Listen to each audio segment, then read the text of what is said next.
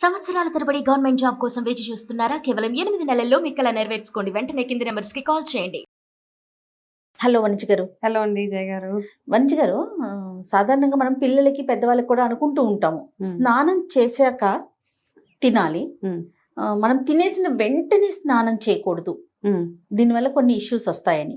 అసలు ఎలాంటి issues race అవుతాయండి? ఎందుకు ఇలా చెప్పడం జరిగింది? యాక్చువల్గా ఏంటంటే స్నానం చేసిన తర్వాత తినొద్దు అంటారు.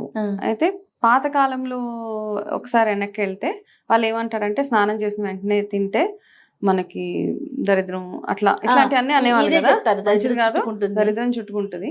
సో బేసిక్ గా చాలా సార్లు దరిద్రం చుట్టుకోవడం అంటే మనకి ఏదో ఒకటి ఏదో సడన్ గా ఏదో వచ్చేసి ఒక అవాంతరం వచ్చేస్తుందో లేకపోతే ఏదో వచ్చి మన మీద పడిపోతుందో కాదండి.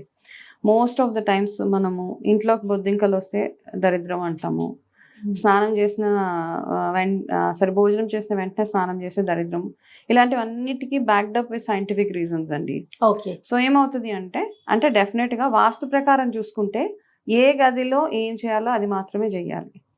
ఓకే, కిచెన్ లో వంటింట్లో మాత్రమే వంట అండ్ భోజనం అక్కడే చేయాలి. బెడ్రూమ్ లో ఓన్లీ మనం ఇట్లాంటివన్నీ ఉంటాయి. సో అన్ని వాస్తు ప్రకారం రకరకాలు చెప్పుకుంటూ వచ్చారు. సో మామూలుగా ఆయుర్వేద ప్రకారం చేస్తే ఏమవుతుందంటే మనం భోజనం చేసిన వెంటనే మన బ్లడ్ సర్క్యులేషన్ ఎక్కువ అవుతుంది అనమాట. ఓకే. ఆ బ్లడ్ సర్క్యులేషన్ ఎక్కువ ఏమవుతుందంటే మనకి డైజెషన్ కి బాగా హెల్ప్ చేస్తుంది. సో ఆ పీరియడ్ ఎంతసేపు ఉంటుంది అంటే 2 to 3 hours ఉంటుంది. దేర్ ఫోర్ మనకేంటి, మన యోగా క్లాసెస్కి వెళ్ళినా, ఎక్సర్సైజ్ జిమ్ ఎక్కడిగా వాకింగ్కి వెళ్ళినా భోజనం చేసిన 2 to 3 hours కొంచెం గ్యాప్ ఇవ్వండి అంటారు. ఆ గ్యాప్ దేనికి అంటే ఆ బ్లడ్ సర్క్యులేషన్ అయిన తర్వాత మన డైజెషన్ కి హెల్ప్ చేయడానికి. సో ఈ ప్రాసెస్ లో మనము స్నానం చేసేసుకుంటే ఏమవుతుందంటే ఈ బ్లడ్ సర్క్యులేషన్ అన్నది తగ్గిపోతుంది అనమాట. అది తగ్గిపోగానే ఏమవుతుంది, డైజెషన్ ఆగిపోతుంది. డైజెషన్ ఆగిపోయిందంటే మనకి అజీర్తి ప్రాబ్లం వస్తుంది. అజీర్తి వల్ల రకరకాల గట్ ఇష్యూస్ వస్తాయి, ఇవి వస్తాయి, టోటల్ ఇష్యూస్ గట్ హెల్త్. కాబట్టి ఈ ప్రాసెస్ ని అవాయిడ్ చేయడానికి గాను అంత విపులంగా చెప్పలేరు కాబట్టి పాతకాలంలో. సో ఎలాగో అంటే మనకి ఆయుర్వేద ఇవన్నీ 5000 years బ్యాక్ నుంచి ఉన్నాయి. అవునండి. అందులో నుంచి వచ్చినవే ఇవన్నీ.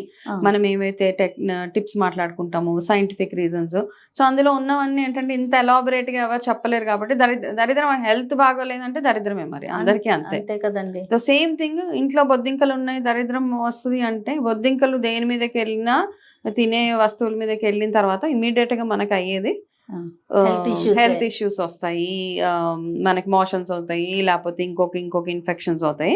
సో దాని తర్వాత ఏంటి, మనకు వచ్చిన డబ్బులంతా మనం హాస్పిటల్లోకి పెట్టాల్సి వస్తుంది. ఆ హాస్పిటల్లోకి పెట్టే ప్రాసెస్లో ఏంటంటే మనం వి విల్ లూజ్ మనీ. ఆరోగ్యము, ఇంజక్షన్లు, సెలైన్లు ఇవన్నీ అంటే మనం ఫిజికల్గా, మెంటల్గా అన్ని రకాలుగా బాధపడదాం కాబట్టి. సో ఈ చిన్నవి చెప్పడం వెనకాల చాలా చాలా రీజన్స్ ఉన్నాయన్నమాట. సో ఈ మధ్య పిల్లలు ఏం చేస్తారంటే, ఈ మధ్య జనరేషన్స్ అనాలి, పిల్లలు అనకూడదు, ఇప్పుడు జనరేషన్స్ మారుకుంటూ వచ్చినాయి కదా, జెన్జీలని అవని ఇవని జెన్ బీటా. సో ఇప్పుడు జనరేషన్ ప్రకారం ఆలోచించాల్సి వస్తుంది మనకి. ఆ జనరేషన్ పిల్లలు ఏమంటారంటే అట్లా ఏం కాదులే, మాకు తెలుసులే ఏం చేయాలో అని తీసి పాడేస్తూ ఉంటారు. కాబట్టి అందుకే ఎవరికైనా చెప్పినప్పుడు మనం ఇట్లా దరిద్రం అని చెప్పకుండా వాళ్ళకి విపులంగా చెప్తే బెటర్, దే విల్ అండర్స్టాండ్ ఇట్లాంటివన్నీ. అంటే అసలు మినిమం ఎంత గ్యాప్ ఇవ్వాలంటారు? అంటే అందుకనే ఫస్ట్ ఏమంటారంటే, ఫస్ట్ దినచర్య, ఆయుర్వేదలో దినచర్య ఏదైతే ఉంటుందో అందులో ఏం చెప్తారంటే మార్నింగ్ సూర్యోదయానికల్లా మనం ఈ స్నానం అదంతా కంప్లీట్ చేసేసుకోవాలి.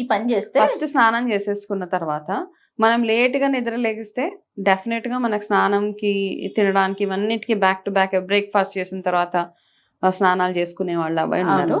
మినిమం 3 hours అయితే బెటర్ అండి. ఇంకా తప్పని పరిస్థితులు అంటే అట్లీస్ట్ 2 గంటలు.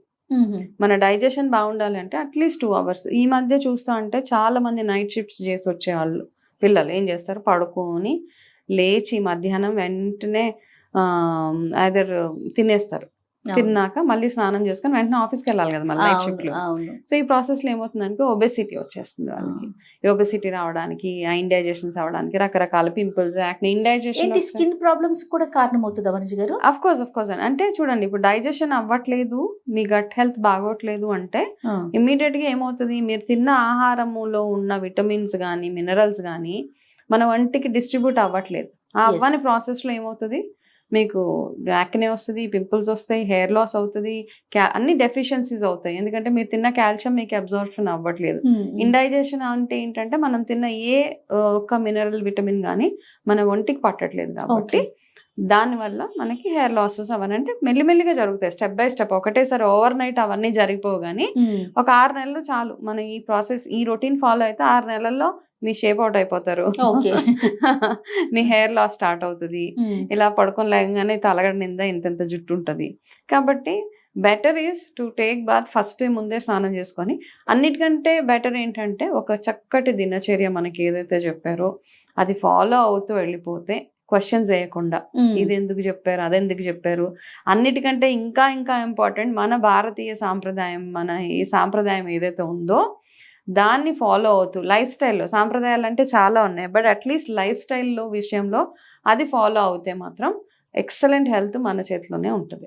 అంటే ఓన్లీ ఓకే భోజనం వరకేనా అండి, లేకపోతే మార్నింగ్ మనం టిఫిన్ చేసే సాంప్రదాయం మనకి అలవాటు ఎనీ ఫుడ్ అంటారా మీ ఉద్దేశం? అండి, ఎనీ ఫుడ్. ఓకే, లైట్ గా తినే భోజనం అంటే మనం కాస్త హెవీగానే తింటాం కదా. భోజనమే మనకి ఫ్యూయల్ మన బాడీకి. ఆ హెవీ మీల్ తిన్నప్పుడు డైజెషన్ కి కూడా కొంచెం మనకి టైం ఇవ్వాల్సి వస్తుంది. అవును, వాకింగ్ ఈజ్ ఓకే, తిన్న తర్వాత ఒక 10 నిమిషాలు బ్రిస్క్ వాక్ అట్లాంటివన్నీ ఓకే. తమలపాకు వేసుకోవడము, ఒక్కపొడి, ఇవన్నీ జీర్ణం అవ్వడం కోసం ఇవన్నీ చేస్తూ ఉంటాం. ఇవన్నిటి వరకు ఓకే. బట్ అసలు స్నానాలు కొంచెం షవరు, స్విమ్మింగ్ కొంచెం కట్టిపెట్టేస్తే సరిపోతుంది మనకి. జిమ్ అయితే అసలే అవసరం లేదు. ఇమీడియట్ గా తినేసి వెంటనే జిమ్కి వెళ్తా ఉంటారు. ఎనీ గేమ్స్ అవన్నీ అవాయిడ్. ఏదేమైనా మీరు అన్నట్లుగా లైఫ్ స్టైల్ మోడిఫికేషన్స్ అనేది చాలా అవసరం కదండి. అంతే అండి. ప్రెజెంట్ మనం ఇప్పుడు చూసుకుంటే మాత్రం అసలు ఈ వర్డ్ మీరు ఏదైతే అన్నారో life style changes, life style modifications, ఇట్లాంటి వర్డ్స్ కొత్తగా వచ్చినాయి కదా ఇప్పుడు. అవునండి, మనం అలా చేసుకుంటూ వెళ్ళిపోయే వాళ్ళం. అదొక రొటీన్ అంతే మనకి. ఇప్పుడు అదొక పెద్ద అవసరం కూడా లేదనిపించేది. ఇప్పుడు అదొక పెద్ద బిజినెస్ ఒకటి. నిజంగానే కదండి, లైఫ్ స్టైల్ కోచ్ అంటారు, లైఫ్ స్టైల్ ఏదో అంటారు. It's a business now. But మనకు తెలుసు, అందరికి అవగాహన ఉన్నది. ఒక్కసారి మన ఇంట్లో పెద్దవాళ్ళ దగ్గర కూర్చొని చెప్తే లైఫ్ స్టైల్ మోడిఫికేషన్ అదే అయిపోతుంది. మీరు ఏం చేసేవాళ్ళు అని అడిగితే వాళ్ళే మెంటర్స్ కదండి. అంతే. ఒక సేయింగ్ ఉంది కదా, ద ఫుడ్, మీ గ్రాండ్ మదర్ దేన్నైతే రికగ్నైజ్ చేయదో అది ఫుడ్ కానే కాదు అని ఒక సేయింగ్ ఉన్నది. కాబట్టి వాళ్ళ దగ్గరికి వెళ్తే ఈ పండు తినొచ్చు అంటారు. వాళ్ళు చిన్న చిట్కాలు చెప్తారు. జామాకులో కొంచెం చింతపండు కలుపుకొని తింటే కాన్స్టిపేషన్ ఉండదని చెప్పేవాళ్ళు పాతకాలంలో. అవన్నీ మనం ఫాలో అవ్వము, జామాకులు తింటామా అంటాం. సో ఆ చిన్న చిట్కాలు ఫాలో అయిపోతే ఎక్సలెంట్ హెల్త్ మన చేతిలోనే ఉంటుంది. రైట్, థ్యాంక్ యూ అండి. వెల్కమ్ అండి.